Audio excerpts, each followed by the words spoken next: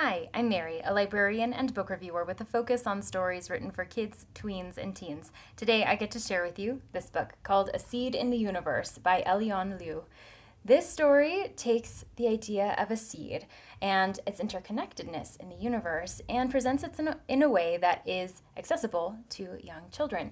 So you start with an apple seed, which then takes you to lots of other things. So you have a seed in the apple that then takes you to the caterpillar and then takes you to the bird. And it keeps going as you go through the story to something slightly bigger and slightly bigger and slightly bigger as you go through.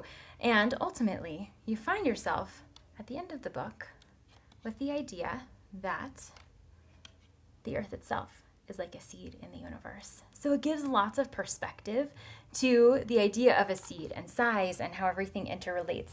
For readers with anxiety, this approach helps you kind of put everything into perspective to see that, something that might feel very big from one direction is really very small if you look at it another way. So the story incorporates die cuts, as you may have noticed as I was flipping through. So each page has a little cutout that has one thing on one side and then it becomes something else on the other side. So you never really know where it's going to show up, and that gives readers a lot of opportunity to see where it is, to investigate the illustration, to observe how the illustrations go together from one side of the page to the next. And as you can see, there's not a huge amount of text in here, so it's approachable for very young children, whether they're investigating the pages on their own or if they're being read to. And there's not a lot of color, so there's a limited color palette, and that gives the book its own unique quality in that way as well. So you have lots of oranges, reds, greens, and as everything comes together, you see that there's an interconnectedness to the universe where something that seems very small is really important in the grander scheme, and that something that seems very big may not be as big when you see it from another perspective.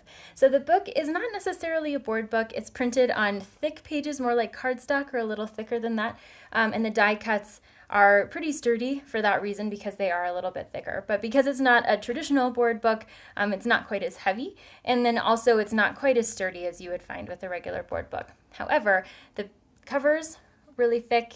You've got a sturdy design to the book, and because there's no lift the flaps, it makes it a little bit more durable. So whether you're taking this with you on an excursion or reading it at home or at the library, this book will stand up to a lot of investigation from small hands and fingers.